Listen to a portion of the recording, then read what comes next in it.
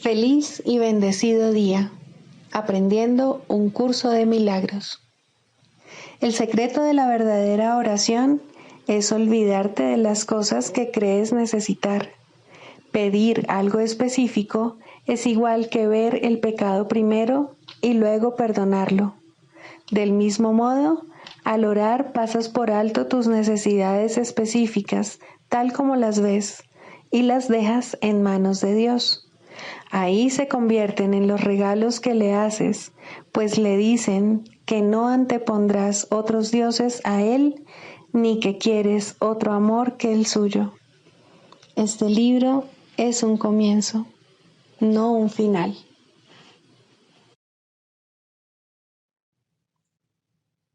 Del prefacio, que postula, párrafo 3. Del conocimiento y de la percepción surgen dos sistemas de pensamiento distintos que se oponen entre sí en todo. En el ámbito del conocimiento no existe ningún pensamiento aparte de Dios, porque Dios y su creación comparten una sola voluntad. El mundo de la percepción, por otra parte, se basa en la creencia en opuestos, en voluntades separadas y en el perpetuo conflicto que existe entre ellas y Dios. Lo que la percepción ve y oye parece real porque sólo admite en la conciencia aquello que concuerda con los deseos del perceptor. Esto da lugar a un mundo de ilusiones, mundo que es necesario defender sin descanso, precisamente porque no es real.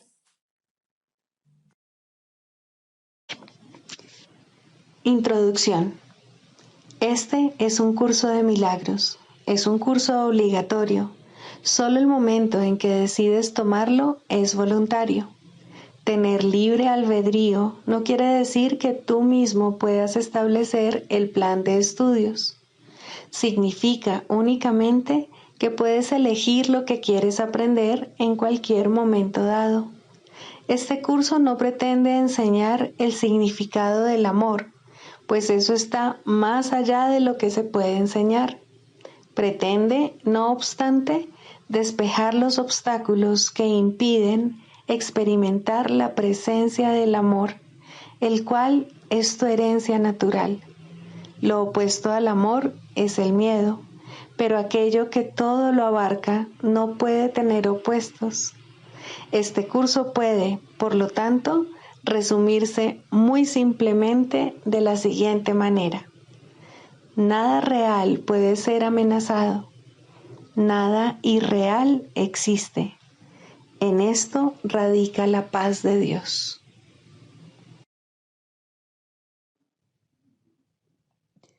Capítulo 1. El significado de los milagros. Primero, principios de los milagros. Principio 41.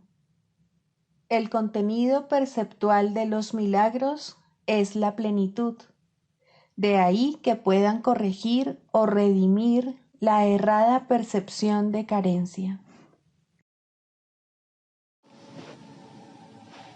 Capítulo 23. La guerra contra ti mismo. Tercero, salvación sin transigencias. ¿No es cierto acaso que no reconoces algunas de las formas en que el ataque se puede manifestar? Si es cierto que el ataque en cualquiera de sus formas te hará daño, y que te hará tanto daño como lo harían cualquiera de las formas que sí reconoces, entonces se puede concluir que no siempre reconoces la fuente del dolor. Cualquier forma de ataque es igualmente destructiva. Su propósito es siempre el mismo. Su única intención es asesinar. ¿Y qué forma de asesinato puede encubrir la inmensa culpabilidad y el terrible temor a ser castigado que el asesino no puede por menos que sentir. Puede que niegue ser un asesino y que justifique su infamia con sonrisas mientras la comete. Sin embargo, sufrirá y verá sus intenciones en pesadillas, en las que las sonrisas habrán desaparecido y en las que su propósito sale al encuentro de su horrorizada conciencia para seguir acosándolo. Pues nadie que piense en asesinar puede escaparse de la culpabilidad que dicho pensamiento conlleva. Si la intención del ataque es la muerte, ¿qué importa qué forma adopte? ¿Podría cualquier forma de muerte, por muy hermosa y caritativa que parezca, ser una bendición y un signo de que la voz que habla por Dios le está hablando a tu hermano a través de ti? La envoltura no hace el regalo. Una caja vacía, por muy bella que sea, y por mucha gentileza que se tenga al darla, sigue estando vacía. Y tanto el que la recibe como el que la da no podrán seguir engañándose por mucho más tiempo. Niégale el perdón a tu hermano y lo estarás atacando. No le estarás dando nada y solo recibirás de él lo que le diste. La salvación no transige en absoluto. Transigir es aceptar solo una parte de lo que quieres, tomar solo un poco y renunciar al resto. La salvación no renuncia a nada. Se les concede a todos eternamente. Si permites que la idea de transigir invada tu pensamiento, se pierde la conciencia del propósito de la salvación porque no se reconoce. Dicho propósito se niega cuando la idea de transigir se ha aceptado, pues es la creencia de que la salvación es imposible. La idea de transigir mantiene que puedes atacar un poco, amar un poco y ser consciente de la diferencia. De esta manera, pretende enseñar que un poco de lo mismo puede ser diferente y, al mismo tiempo, permanecer intacto cual uno solo. ¿Tiene sentido esto? ¿Es acaso comprensible? Este curso es fácil, precisamente porque no transige en absoluto. Aún así, parece ser difícil para aquellos que todavía creen que es posible transigir. No se dan cuenta de que si lo fuese, la salvación sería un ataque. Es indudable que la creencia de que la salvación es imposible no puede propiciar la calmada y serena certidumbre de que ésta ha llegado. El perdón no se puede negar solo un poco. Tampoco es posible atacar por una razón y amar por otra, y entender lo que es el perdón. ¿No te gustaría poder reconocer lo que constituye un asalto a tu paz, si solo de esa manera resulta imposible que la pierdas de vista? Si no la defiendes, puedes mantenerla brillando ante tu visión, eternamente diáfana y sin jamás perderla de vista. Los que creen que es posible defender la paz y que está justificado atacar en su nombre, no pueden percibir que la paz se encuentra dentro de ellos. ¿Cómo iban a saberlo? ¿Cómo iban a poder aceptar el perdón y al mismo tiempo seguir albergando la creencia de que algunas formas de asesinato mantienen la paz a salvo? ¿Cómo iban a estar dispuestos a aceptar el hecho de que su brutal propósito va dirigido contra ellos mismos? Nadie se une a su enemigo ni comparte su propósito. y nadie transige con un enemigo sin seguir odiándolo por razón de lo que éste le privó. No confundas una tregua con la paz, ni la transigencia con el escape del conflicto. Haber sido liberado del conflicto significa que éste ha cesado. La puerta está abierta. Te has retirado del campo de batalla. No te has quedado allí con la esperanza cobarde de que el conflicto no se reanude solo porque los cañones se han acallado por un momento y el miedo que asola el lugar de la muerte no es evidente. En un campo de batalla no hay seguridad. Lo puedes contemplar a salvo desde lo alto sin que te afecte, pero dentro de él no puedes encontrar ninguna seguridad. Ni uno solo de los árboles que aún quedan en pie puede ofrecerte cobijo. Ni una sola fantasía de protección puede servir de escudo contra la fe en el asesinato. He aquí el cuerpo, vacilando entre el deseo natural de comunicarse y la intención antinatural de asesinar y de morir. ¿Crees que puede haber alguna forma de asesinato que ofrezca seguridad? ¿Podría acaso la culpabilidad estar ausente de un campo de batalla?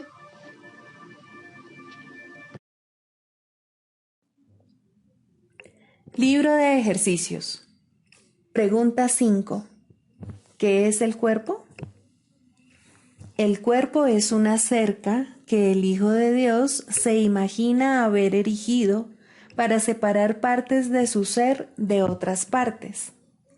Cree vivir dentro de esa cerca para morir a medida que ésta se deteriora y se desmorona, pues cree estar a salvo del amor dentro de ella.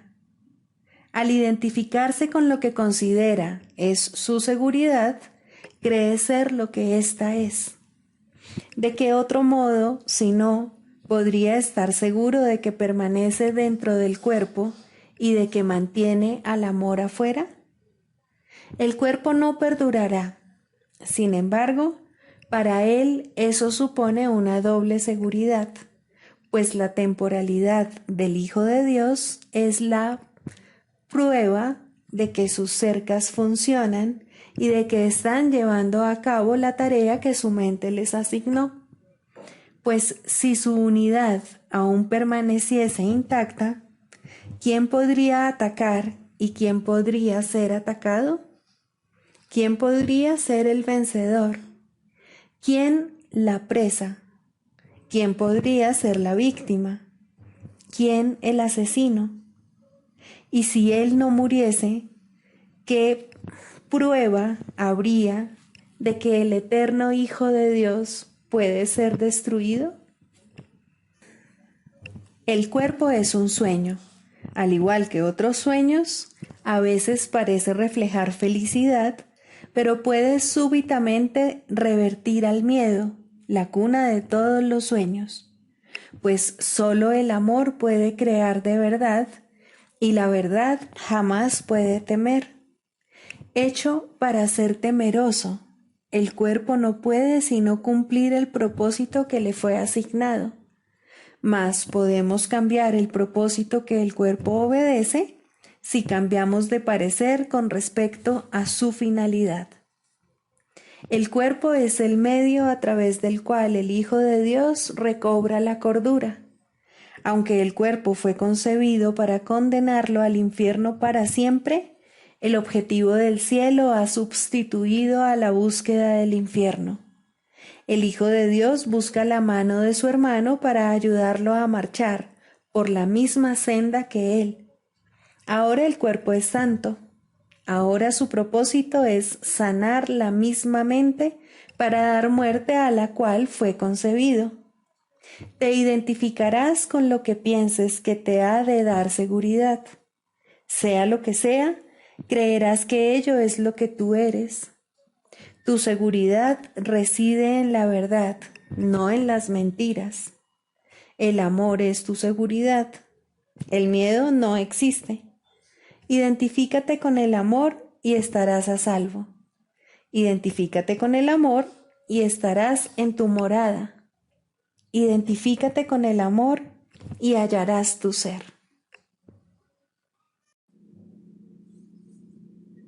Lección 264. El amor de Dios me rodea.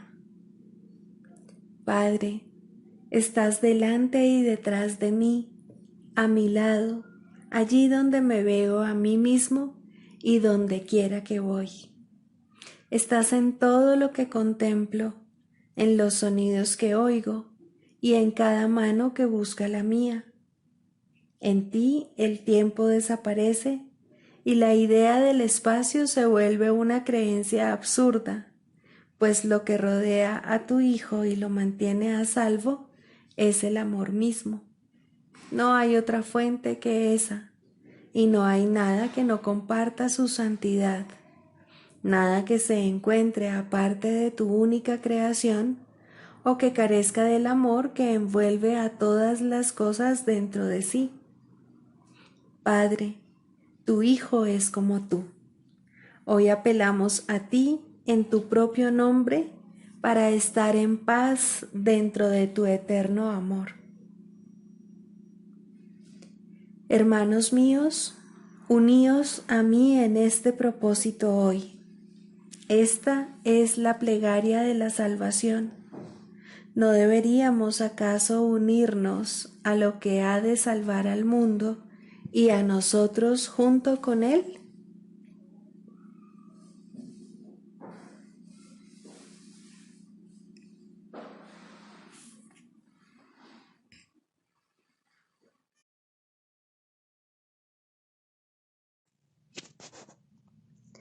Del Manual para el Maestro, pregunta 4. ¿Cuáles son las características de los maestros de Dios? 1. Confianza.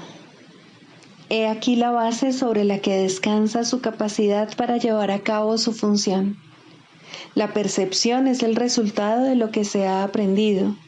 De hecho, la percepción es lo que se ha aprendido, ya que causa y efecto nunca se encuentran separados. Los maestros de Dios tienen confianza en el mundo, porque han aprendido que no está regido por las leyes que el mundo inventó. Está regido por un poder que se encuentra en ellos, pero que no es de ellos. Este poder es el que mantiene todas las cosas a salvo. Mediante este poder, los maestros de Dios contemplan un mundo perdonado. Una vez que hemos experimentado ese poder, es imposible volver a confiar en nuestra insignificante fuerza propia. ¿Quién trataría de volar con las minúsculas alas de un gorrión cuando se le ha dado el formidable poder de un águila? ¿Y quién pondría su fe en las miserables ofrendas del ego cuando los dones de Dios se encuentran desplegados ante él? ¿Qué induce a los maestros de Dios a efectuar este cambio? A. Desarrollo de la confianza. En primer lugar, tienen que pasar por lo que podría calificarse como un periodo de deshacimiento. Ello no tiene por qué ser doloroso, aunque normalmente lo es. Durante este periodo parece como si nos estuviesen quitando las cosas, y raramente se comprende, en un principio, que estamos simplemente reconociendo su falta de valor. ¿De qué otro modo se iba a poder percibir lo que no tiene valor, a no ser que el perceptor estuviese en una posición desde la que no puede sino ver las cosas de otra manera? Aún no ha llegado al punto en el que puede efectuar el cambio interno totalmente. Por ello, el plan a veces requiere que se efectúen cambios en lo que parecen ser las circunstancias externas. Estos cambios son siempre beneficiosos. Una vez que el Maestro de Dios ha aprendido esto, pasa a la segunda fase. Ahora el Maestro de Dios tiene que pasar por un periodo de selección. Este periodo es siempre bastante difícil, pues al haber aprendido que los cambios que se producen en su vida son siempre beneficiosos, tiene entonces que tomar todas sus decisiones sobre la base de si contribuyen a que el beneficio sea mayor o menor. Descubrirá que muchas cosas, si no la mayoría de las que antes valoraba, tan solo obstruyen su capacidad para transferir lo que ha aprendido a las nuevas situaciones que se le presentan. Puesto que ha valorado lo que en verdad no vale nada, no generalizará la lección por temor a lo que cree que puede perder o deba sacrificar. Se necesita haber aprendido mucho para poder llegar a entender que todas las cosas, acontecimientos, encuentros y circunstancias son provechosos. Solo en la medida en que son provechosos, deberá concedérseles algún grado de realidad en este mundo de ilusiones. La palabra valor no puede aplicarse a nada más. La tercera fase por la que el Maestro de Dios tiene que pasar podría llamarse periodo de renuncia.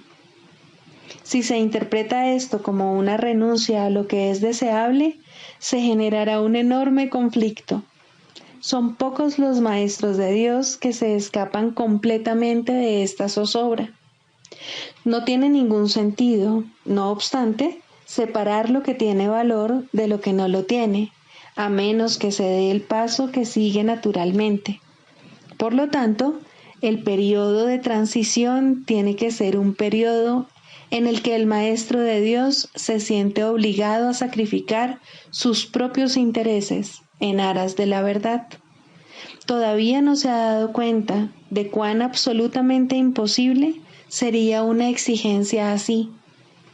Esto solo lo puede aprender a medida que renuncia realmente a lo que no tiene valor. Mediante esa renuncia, aprende que donde esperaba aflicción, encuentra en su lugar una feliz despreocupación. Donde pensaba que se le pedía algo, se encuentra agraciado con un regalo. Ahora llega un periodo de asentamiento. Es este un periodo de reposo en el que el Maestro de Dios descansa razonablemente en paz por un tiempo. Ahora consolida su aprendizaje. Ahora comienza a ver el valor de transferir lo que ha aprendido de unas situaciones a otras. El potencial de lo que ha aprendido es literalmente asombroso, y el Maestro de Dios ha llegado a un punto en su progreso desde el que puede ver que en dicho aprendizaje radica su escape. Renuncia a lo que no quieres y quédate con lo que sí quieres. Qué simple es lo obvio y qué fácil. El Maestro de Dios necesita este periodo de respiro. Todavía no ha llegado tan lejos como cree, mas cuando está listo para seguir adelante, marcharán a su lado compañeros poderosos. Ahora descansa por un rato y los convoca antes de proseguir. A partir de ahí, ya no seguirá adelante solo. La siguiente fase es ciertamente un periodo de inestabilidad. El Maestro de Dios debe entender ahora que en realidad no sabía distinguir entre lo que tiene valor y lo que no lo tiene. Lo único que ha aprendido hasta ahora es que no desea lo que no tiene valor y que sí desea lo que tiene. Su propio proceso de selección, no obstante, no le sirvió para enseñarle la diferencia.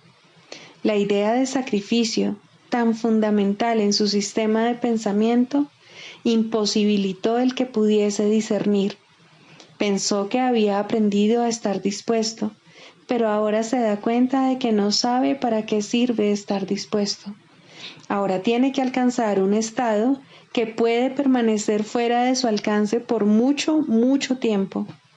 Tiene que aprender a dejar de lado todo juicio y a preguntarse en toda circunstancia qué es lo que realmente quiere.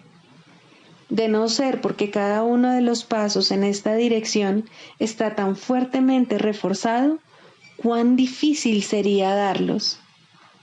Finalmente, llega un periodo de logros. Ahora es cuando se consolida su aprendizaje. Lo que antes se consideraba simples sombras se han convertido ahora en ganancias substanciales con las que puede contar en cualquier emergencia, así como también en los periodos de calma. En efecto, el resultado de esas ganancias no es otro que la tranquilidad, el fruto de un aprendizaje honesto, de un pensamiento congruente y de una transferencia plena. Esta es la fase de la verdadera paz, pues aquí se refleja plenamente el estado celestial. A partir de ahí, el camino al cielo está libre y despejado y no presenta ninguna dificultad. En realidad ya está aquí. ¿Quién iba a querer ir a ninguna otra parte si ya goza de absoluta paz? ¿Y quién querría cambiar su tranquilidad por algo más deseable? ¿Qué podría ser más deseable?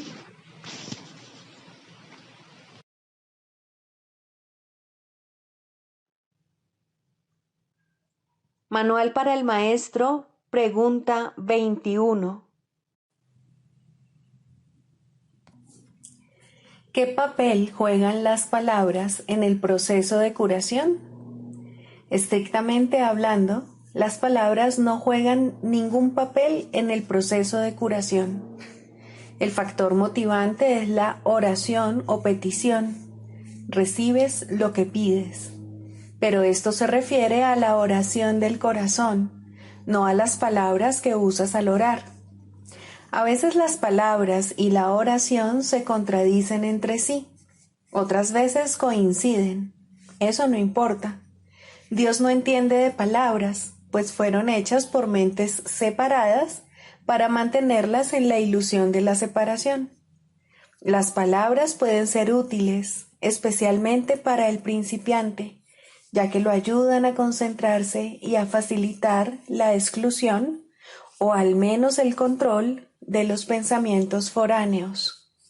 No olvidemos, no obstante, que las palabras no son más que símbolos de símbolos. Por lo tanto, están doblemente alejadas de la realidad. En cuanto que símbolos, las palabras tienen connotaciones muy específicas. Aun en el caso de las que parecen ser más abstractas, la imagen que evocan en la mente tiende a ser muy concreta.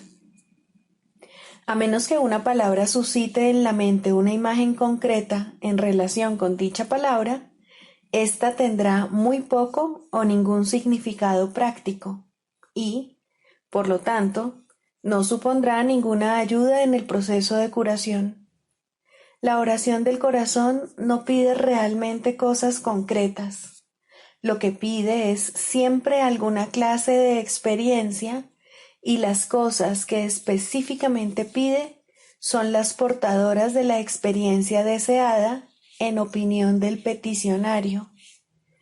Las palabras, por consiguiente, son símbolos de las cosas que se piden, pero las cosas en sí no son sino la representación de las experiencias que se anhelan. La oración que pide cosas de este mundo dará lugar a experiencias de este mundo. Si la oración del corazón pide eso, eso es lo que se le dará, porque eso es lo que recibirá. Es imposible entonces que en la percepción del que pide, la oración del corazón no reciba respuesta. Si pide lo imposible, si desea lo que no existe, o si lo que busca en su corazón son ilusiones, eso es lo que tendrá. El poder de su decisión se lo ofrece tal como él lo pide. En esto estriba el cielo o el infierno. Al Hijo durmiente de Dios solo le queda este poder, pero es suficiente. Las palabras que emplea son irrelevantes. Solo la palabra de Dios tiene sentido, ya que simboliza aquello que no corresponde a ningún símbolo humano. Solo el Espíritu Santo comprende lo que esa palabra representa, y eso también es suficiente. Debe evitar, entonces, el Maestro de Dios el uso de las palabras cuando enseña. Por supuesto que no. Son muchos a los que aún es necesario acercarse por medio de las palabras, ya que todavía son incapaces de oír en silencio. No obstante, el Maestro de Dios debe aprender a utilizar las palabras de otra manera.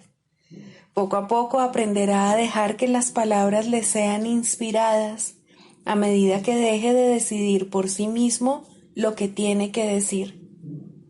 Este proceso no es más que un caso especial de la lección del libro de ejercicios que reza: me haré a un lado y dejaré que Él me muestre el camino. El Maestro de Dios acepta las palabras que se le ofrecen y las expresa tal como las recibe. No controla lo que dice, simplemente escucha, oye y habla. Uno de los mayores obstáculos con los que el Maestro de Dios se topa en esta fase de su aprendizaje es su temor con respecto a la validez de lo que oye. Y en efecto, lo que oye puede ser muy sorprendente. Puede que también le parezca que no tiene nada que ver con el problema en cuestión, tal como él lo percibe, y puede incluso poner al maestro en una situación que a él le puede parecer muy embarazosa. Todas estas cosas no son más que juicios sin ningún valor. Son sus propios juicios, procedentes de una penosa percepción de sí mismo que le convendría abandonar. No juzgues las palabras que te vengan a la mente, sino que, por el contrario, ofrécelas lleno de confianza. Son mucho más sabias que las tuyas. Detrás de los símbolos que usan los maestros de Dios se encuentra la palabra de Dios, y Él mismo imbuye las palabras que ellos usan con el poder de su espíritu y las eleva de meros símbolos a la llamada del cielo en sí.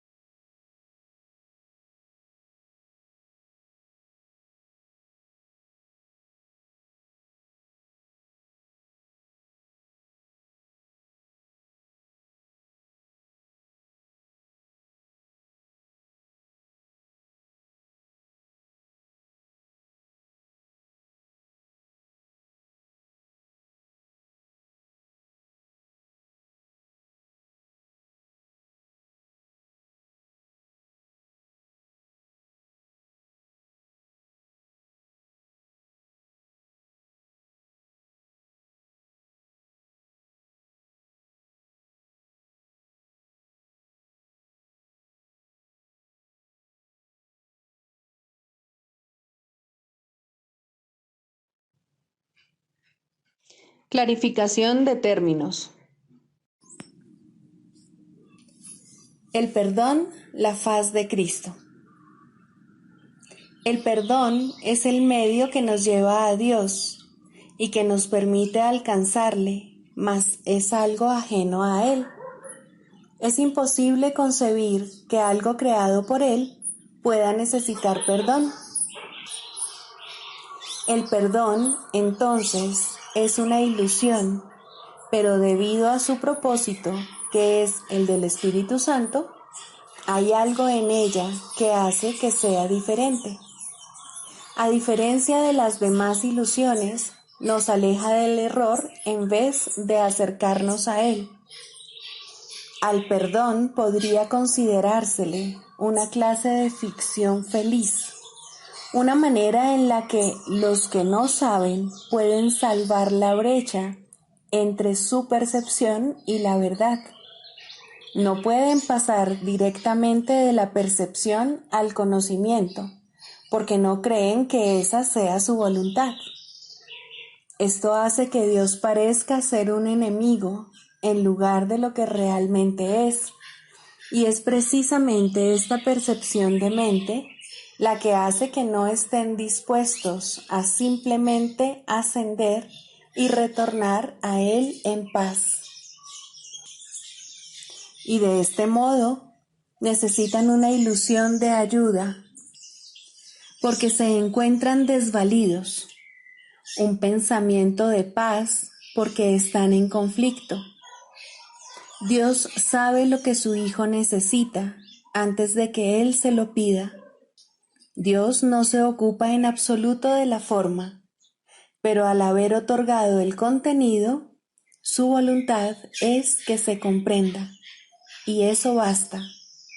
Las formas se adaptan a las necesidades, pero el contenido es inmutable, tan eterno como su creador.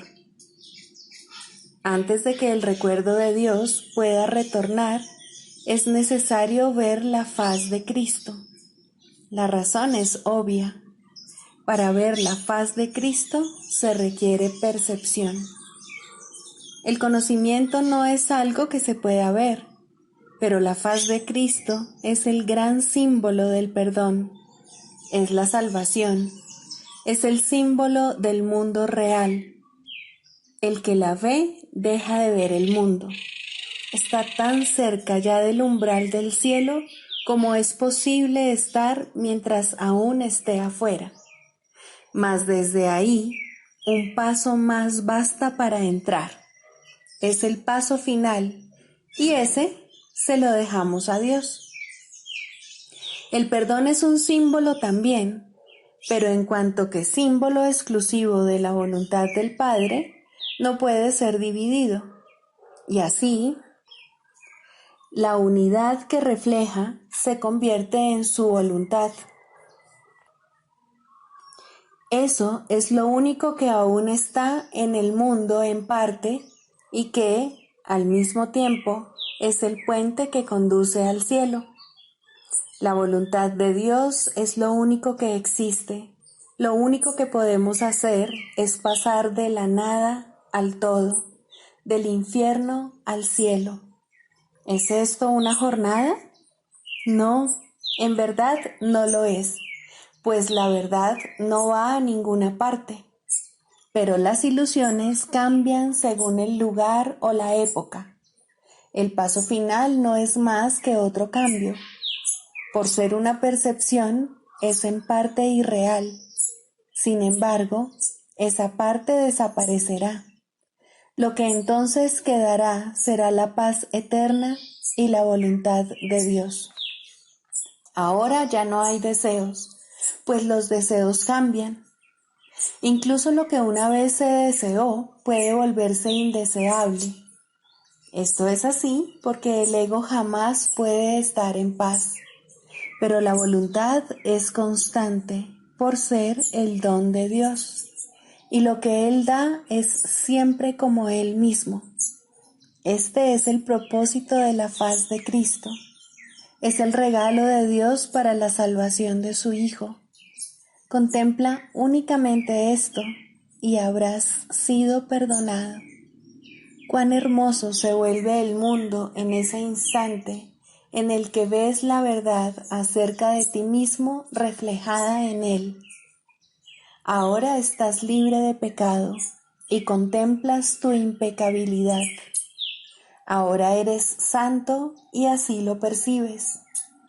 Y ahora la mente retorna a su Creador, la unión de Padre e Hijo, la unidad de unidades que se encuentra detrás de toda unión, aunque más allá de todas ellas.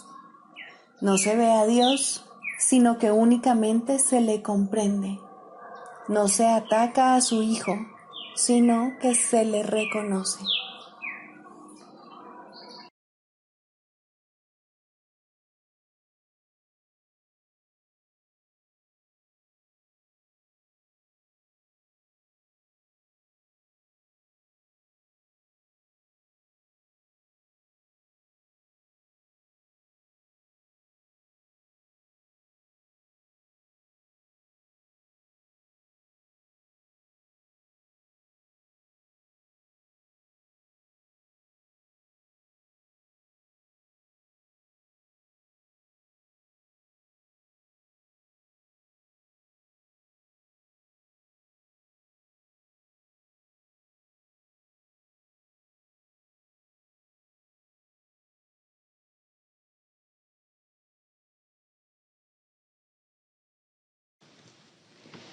Psicoterapia, Segundo, el proceso de la psicoterapia.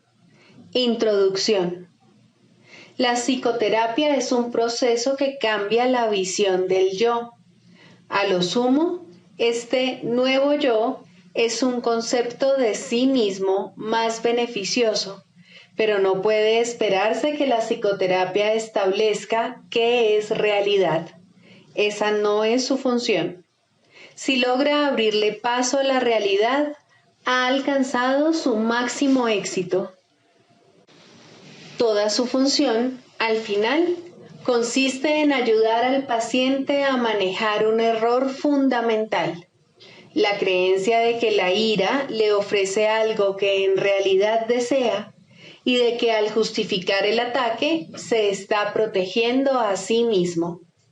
En la medida en que llegue a darse cuenta de que esto es un error, en esa misma medida se ha salvado realmente.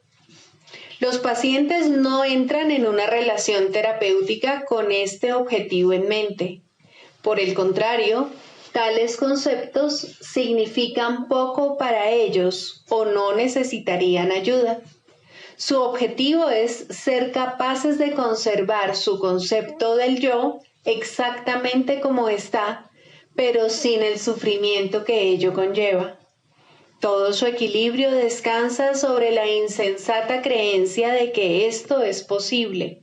Y como resulta tan claramente imposible para la mente sana, lo que buscan es magia. En las ilusiones, lo imposible se consigue fácilmente, pero a costa de hacer realidad las ilusiones. El paciente ya ha pagado su precio.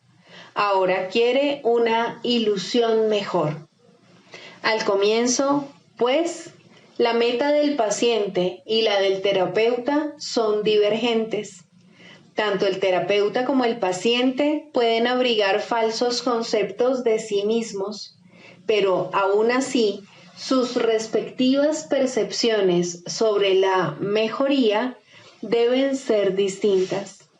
El paciente espera aprender a lograr los cambios que quiere sin cambiar su concepto de sí mismo de manera significativa. De hecho, espera que ese concepto se estabilice lo suficiente para incluir en él mismo los poderes mágicos que busca en la psicoterapia. Desea volver invulnerable lo vulnerable e ilimitado lo finito. El yo que ve es su Dios y lo único que busca es servirle mejor. Sin importar cuán sincero pueda ser el propio terapeuta, debe querer cambiar el concepto que el paciente tiene de sí mismo de alguna manera que considera real. La tarea de la terapia es reconciliar estas diferencias. Con suerte, ambos aprenderán a abandonar sus metas originales, pues solo en las relaciones puede hallarse la salvación. Al comienzo, es inevitable que tanto los pacientes como los terapeutas acepten metas irreales que no están completamente libres de matices mágicos. Finalmente, estas se abandonarán en las mentes de ambos. El canto de la oración. Tercero, orar por otros. Dijimos que siempre oras por ti mismo y así es. ¿Por qué entonces debes orar por otros? Y si debes hacerlo, ¿cómo lo debes hacer? Orar por otros, si se ha entendido correctamente, se convierte en el medio para eliminar la culpa que has proyectado sobre tu hermano y poder reconocer que no es él quien te está haciendo daño. Antes de que se te pueda salvar de la culpa, debes renunciar al pensamiento venenoso de que él es tu enemigo, tu malvada contraparte, tu némesis. El medio para alcanzar esto es la oración de un poder creciente y metas ascendentes hasta que finalmente llega a Dios. Las formas iniciales de la oración en los primeros peldaños de la escalera No están libres de envidia y malicia, claman venganza, no amor. Tampoco proceden de alguien que entiende que son peticiones de muerte hechas con miedo por quienes atesoran la culpa. Invocan a un Dios vengativo y es Él quien parece contestarles. Nadie puede pedir el infierno para otro y Él mismo librarse de él. Solo aquellos que están en el infierno pueden pedir el infierno. Pero aquellos que han sido perdonados y han aceptado su perdón, jamás podrían orar de esa manera.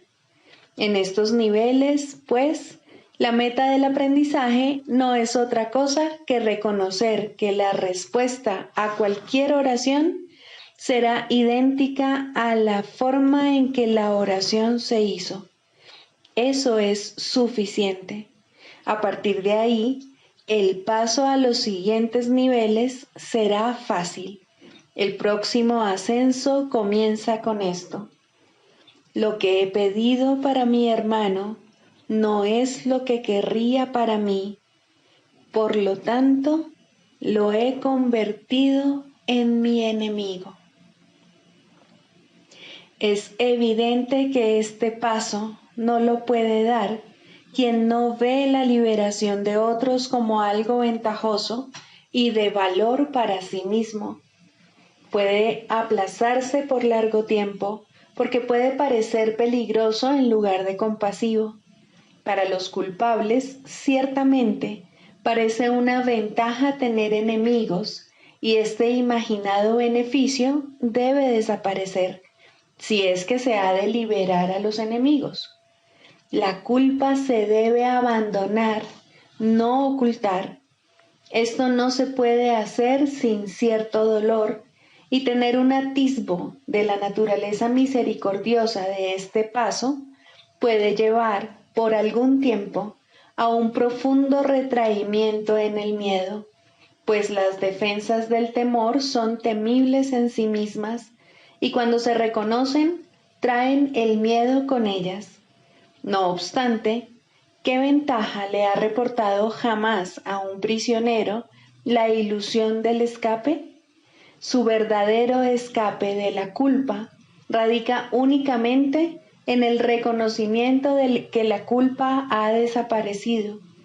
Mas, ¿cómo puede reconocerse esto mientras la oculte en otro y no vea que es la suya propia? El miedo a escapar hace difícil dar la bienvenida a la libertad y convertir a un enemigo en carcelero parece ofrecer seguridad. ¿Cómo, entonces, se le puede librar sin que se apodere de ti un profundo miedo?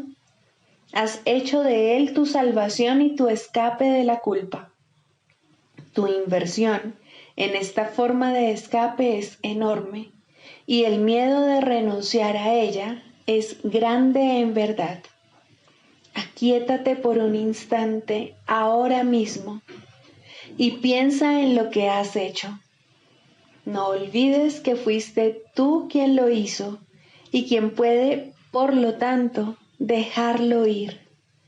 Extiende la mano. Este enemigo ha venido a bendecirte. Acepta su bendición y siente tu corazón elevarse y tu miedo desaparecer. No te aferres al miedo ni a él. Él es un hijo de Dios al igual que tú. No es un carcelero, sino un mensajero de Cristo. Sé esto para él, para que él lo sea para ti. No es fácil darse cuenta de que orar para pedir cosas, posición social, amor humano, regalos externos de la clase que sean, siempre se hace para establecer carceleros y ocultarse de la culpa. Estas cosas se emplean como metas que sustituyen a Dios y por lo tanto distorsionan el propósito de la oración. Desearlas es orar por ellas. Uno no necesita pedir explícitamente. La meta de alcanzar a Dios se pierde de vista cuando se va en pos de metas menores de la clase que sean, y la oración se convierte en una petición de enemigos. Incluso en esto se puede ver claramente el poder de la oración.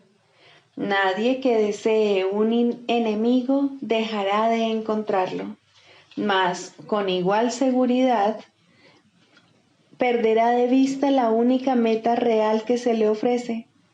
Piensa en el costo que ello supone y compréndelo bien. Todas las demás metas son a costa de Dios.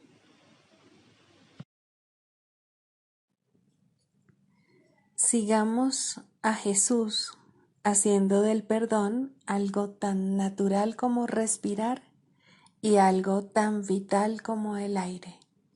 Amén.